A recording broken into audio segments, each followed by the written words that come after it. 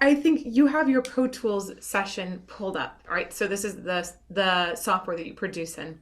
Yes. Can you? It is chaotic, just so you know. It is a That's what I was mess, wondering. and it kind of stayed a mess throughout the editing process. A lot of times I'll like clean it up, but there's no way to clean it up. It's chaos. So like I don't even know how many tracks this is. It's like over 120 or something like that. Oh, But yeah, I'm happy to nuts. show it to you. Yeah, I'd like to see it. And do you have things divided by sections according to like what piece we're in? Oh my gosh. Just wait. I'm going to start by just scrolling through the session. Now, right now, I'm going to start at the top because I always put the vocals at the top. I'm going to Whoa. start scrolling down. So these are all the vocals. Maybe some specials. And everyone's Whoa. kind of divided into like their own colors so I can try to find things pretty easily. Jeff is blue like his character, and Blue Caesar's red, Grundle. and so on and so Like on. his uh-huh. Red Grundle, yes. And then I'm all orange. You got to check out how many different tracks I have. Oh no. It just goes on and on. Oh wow. And Oh that's no. oh no. Yeah. Oh no. Oh my gosh. And this is like one of the most incredible things because I think you're so good at producing beatboxing and essentially you're dividing up every single sound that you have so that it can it can be treated differently with the production. So Definitely, yes. that's why we see an entire track that has like just little tiny little slivers here and Yep. there. Like that you can see right here, like this is just a crash track. And right here, Ooh. these are just like a drum loop, this red one right here. Uh-huh. I use a lot of loops because if you cut every sound up individually, it ends up sounding kind of robotic. Yeah. It can have that tendency. So I like to leave things as loops, as long loops as possible because short loops, people will start to like discover the loop and it won't Hmm. feel organic. So I try to leave them as long as possible. That's one of the things I like about your beatboxing specifically is the way it feels organic, but it has enough similarity to a drum kit. You just hit that spot in the middle. I think is really, really fantastic, especially with an acapella. Well, thank you. Do you want what song do you want to start in? Oh You my want to just poke gosh. around? Yeah, let's poke around. All right.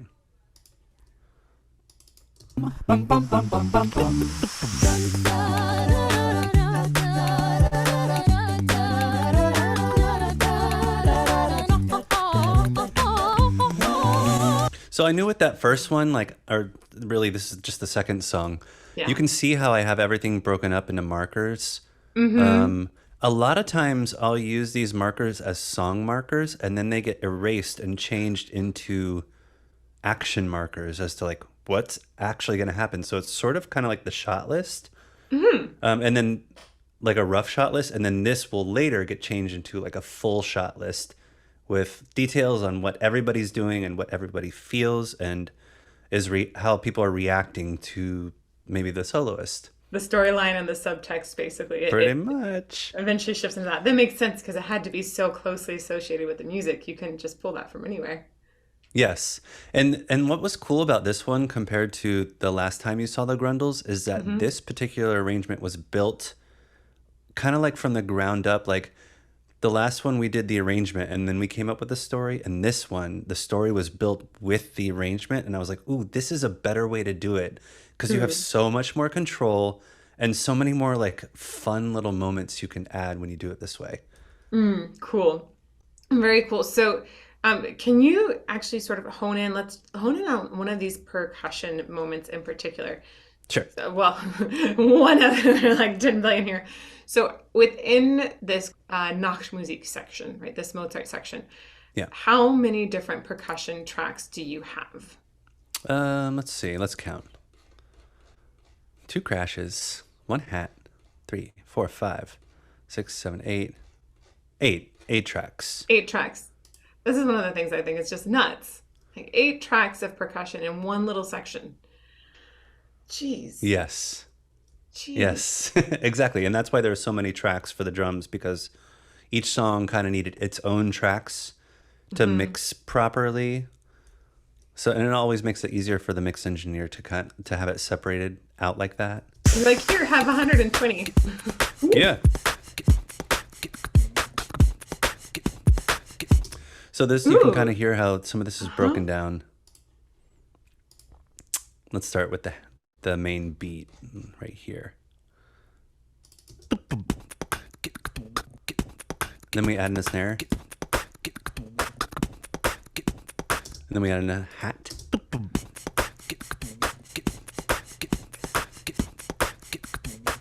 Another clap. It adds just a little bit more texture.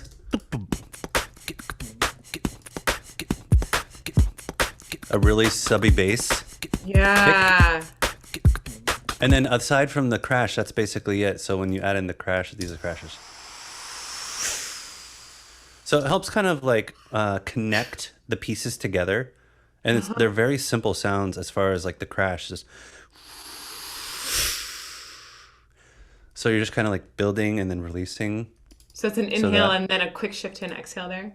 No, the whole thing is an exhale. And you're And like then kind you of give, like, saying an extra- sh and give, an like, F a- at the same time. A diaphragmatic, like a little shove to create that. Yeah, it's like on a roller coaster. Oh, that's And then I know, and then I it love has that. a tiny little turnaround. Yeah. So that's just like the curiosity of that particular character of the Layne Grundle. Oh, the Layne Grundle. Very curious indeed.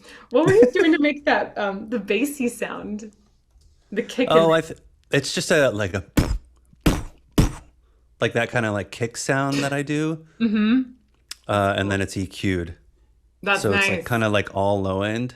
Uh-huh. What's it sound like without the EQ? Can you take it off? Sure. Oh no, that one's burned in, but I was just kind of like showing you the. So that's what it sounds like. I don't know if. Uh-huh. Yeah, no, that comes through really well. As soon as you start taking away a lot of the high end, it's easier than pumping all of the low end because depending on how you record the sound, if it's too loud, then you've kind of used up all of your space, basically. Mm-hmm. But yeah, that's how that kind of sound is. That's really cool. Created. So what about the Für Elise section? So that one, it almost sounded like you went to dubstep and then shifted into trap afterwards is the way I would describe it.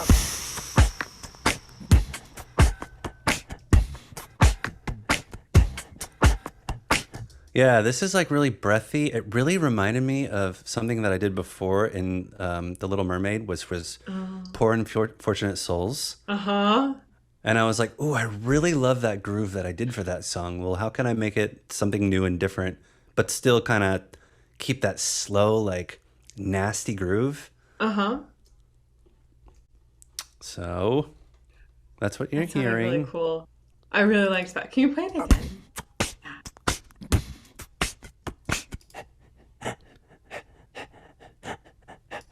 That's just heavy breathing. Yeah. Oh my gosh. That is a really cool groove. You can hear the poor unfortunate souls, so sad, so blue. So it's got that same kind of like slow. It's sort of Latin beat, but it's so slow that you're like, I don't know where this is from. I don't know what about that felt like it went almost dubstep-y at first. Maybe just the fact that it got drawn out so much and had a big boom to like it felt almost like a drop when you went into that section. Oh, this is the Habanera. That's why. Oh. No. See? That's why I was like, interesting. I didn't know that was behind it. That's why. Okay, so that's the Habanera. And that makes actually, that makes perfect sense of the Poor Unfortunate Souls because both are both are essentially somewhat seductive, evil women. Right. Right. I love that you know so much about this.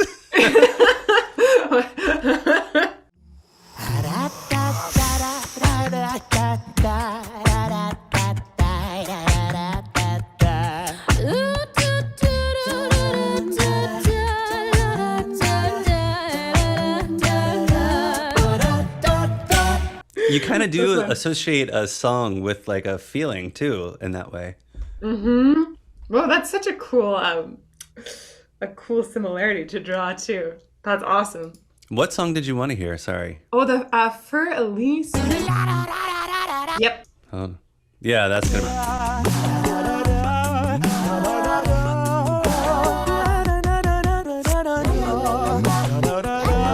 You can hear some of the magic sound effects in the chimes, but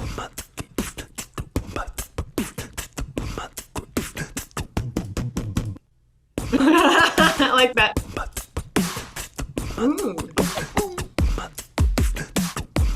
Oh my gosh. so you can hear kind of some of those like special effects going on. Uh-huh. You can hear the little like tiny little ear candy in there. Oh my gosh, that's how I describe it to ear candy. Or I've been saying sonic squirrels lately because, you know, we're like, squirrel, squirrel. Yeah. Squirrel. That's it. Totally, like Doug. Yeah, exactly. Yeah. That's how my brain works. Except for it's for sound. I love the way it sounds like you, instead of just picking out things that weren't directly from your voice, you basically took a sound that would enhance that already organic loop that you'd made. Totally. That's cool. That's clever. I think with classical music, like if you are gonna make it somehow dubstep or go that or trap or like go that far away from the original source material, trying to make it feel organic is really important. Mm-hmm. So throwing in very breathy or like sounds that you would expect a beatboxer to make that sound really human and not so artificial is really helpful in that scenario. For people to kind of accept it, like, oh, you've blended these two things together, kind of in a, for lack of better words, tasteful way. Oh yes, there we go. It feels a little more sophisticated. A touch more sophisticated. Right. That's good. I'm really curious too to hear like the build towards the end. I'm curious, especially just soloing the percussion on that because there's so much that starts happening in that section. Listen, at the end, like you can Oh my see kind of gosh. all the tracks are just lighting up. Wow. Those are just footsteps. Oh my gosh. The like sizzle on top of the steps is awesome. Bet you didn't know that was in there? No? So this is an arpeggio that I wasn't feeling enough energy with the kind of the arrangement that it was. So this is just me going dum, and then the computer does the rest of the work. Oh, nice. Okay. So I just like I loop it, so I'm going dum dum dum dum dum dum dum dum, and then I'll just change the notes, and you can see right kind of below here. Those are the notes that are getting that are triggering this arpeggio. Oh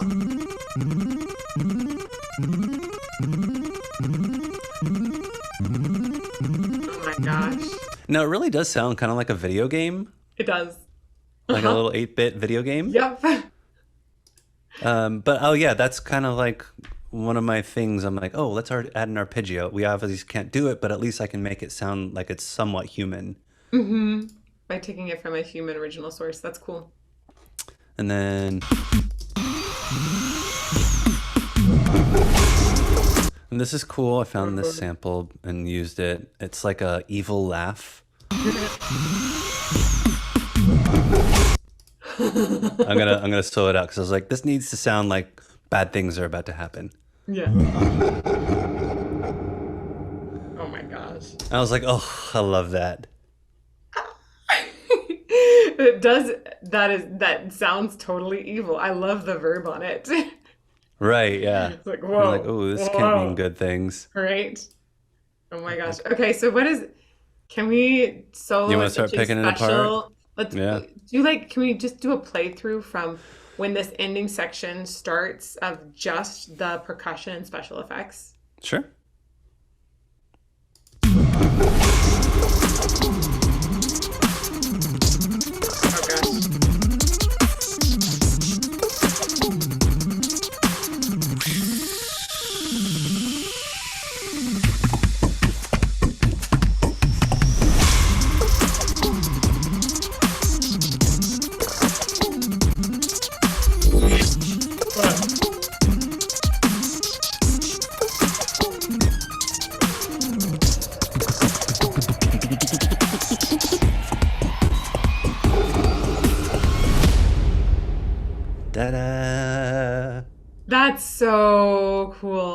it's amazing how much that arpeggio adds to the whole thing as well.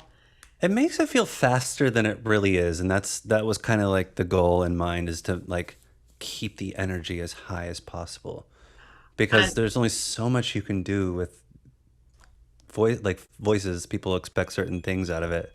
yeah. And I love the there's a like a hollow sounding metallic instrument that detunes at the end and gives me the Yes, heebie-jeebies and every that's something time. that comes kind of from before too. Mhm. That's a loop that's used earlier in the song. Let me try to Oh, find some stuff here. nice. It's just Try to break it amazing down a how little you've bit. created all of these tracks. So there's like a big beat. That's what I call that. That's just like the standard, like it's very Boom. simple and plain, just like walking through mud almost. Mm-hmm. Mm-hmm. Oh, this is a fun little thing. What? It sounds so wet. But now listen to it. Kind of with everything. It's fun.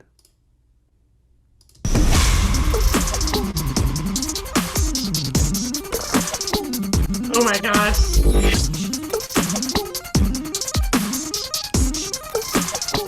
This is how I kind of like to break up my trap hats. Trap hats. Trap hat. Whoa.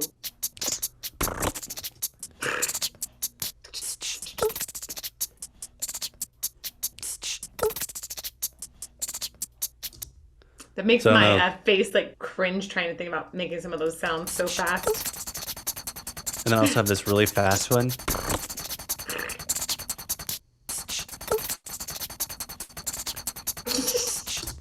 I know, right? You really, it really, to make this many sounds happen, you really got to break them down and to focus kind of on each section, each piece of that. Like the hats need like their own arrangement, and the kicks need their own arrangement, and the snare. You know what I mean? Like it's the same thing with any kind of drum set, or pop kind of like production. Like you really need to focus in on it and keep it interesting, and make it something people have never heard before. Oh man, yeah, that's amazing. That I feel that when we listen to it, we think, oh, it's just people singing together. Well, maybe people think that at first. And then you see this and you realize the enormous amount of production and work that goes into creating such a refined sound and refined yet still organic. Such a That's right. difficult, That's the key word in this whole TED Talk. right? Refined yet organic, refined Um, organic materials. I have one more section I would like to play for you that I think you Ooh, like. please, yes.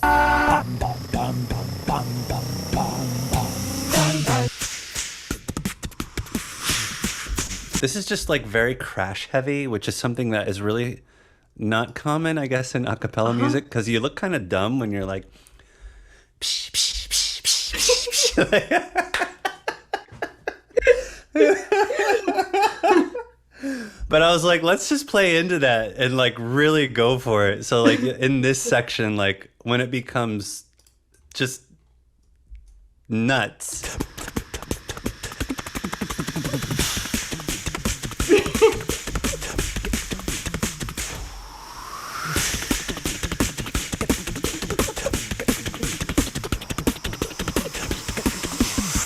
But this section just has like a lot of tiny little.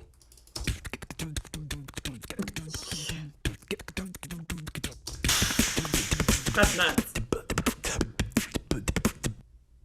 Oh, It's like kind of like a little sound that you would hear maybe in country music. You know what I mean? yeah? But once you add it all together,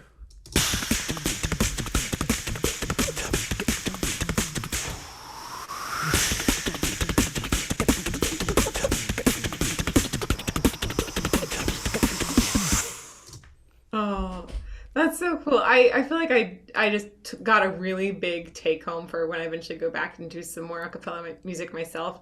The way you've layered in all of these, they're like subtle loops that are happening. I think you have four in that section, other than the focus of all of these crashes.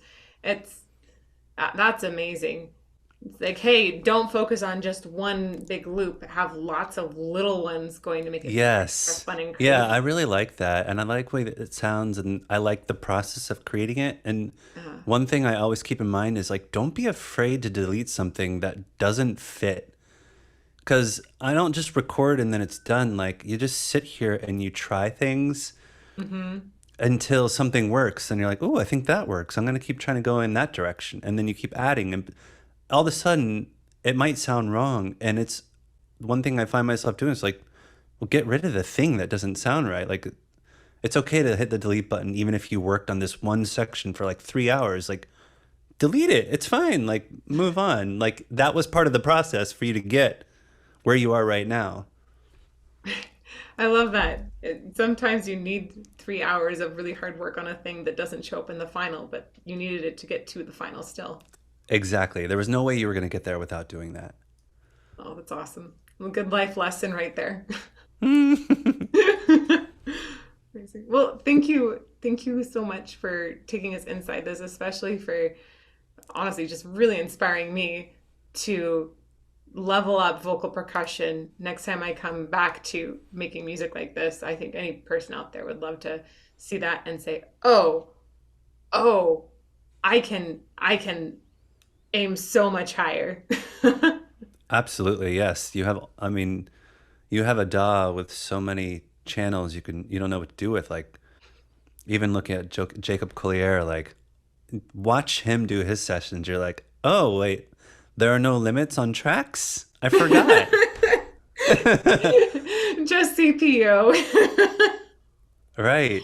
That's But, amazing. sometimes you want to make something really simple, and that's okay. If it's hmm 5-part harmony and you only want 5 tracks, that's something that we find ourselves doing a lot. But then other times you want to go more produced and you feel like something deserves, I don't know, the extra effort or more time or more tracks, whatever it is. Like go for it. There's no limit. That's amazing. I was really really super surprised and impressed by how you pulled so many different classical elements together in one through storyline, and then made them all fresh at the same time. Like, wow, There really are cool. actually several repeats at the end. I don't know if you caught it, but like there are I background parts layered in, and you'll hear like 3 or 4 songs that came before that are happening again on the last song. I caught a couple, but I didn't catch three or four, so I'll have to go back and listen for that one more time because that was Hmm. yeah the repeats bringing it back was lovely, really awesome. But thank you for having me. You're such a great person to talk to about stuff like this. Like you get it, and I appreciate that, and I appreciate your mind. Well, I appreciate your mind. I really appreciate VoicePlay and everything you guys have done. It's just amazing and creative, and it keeps getting better and better. So that's amazing. Thank you.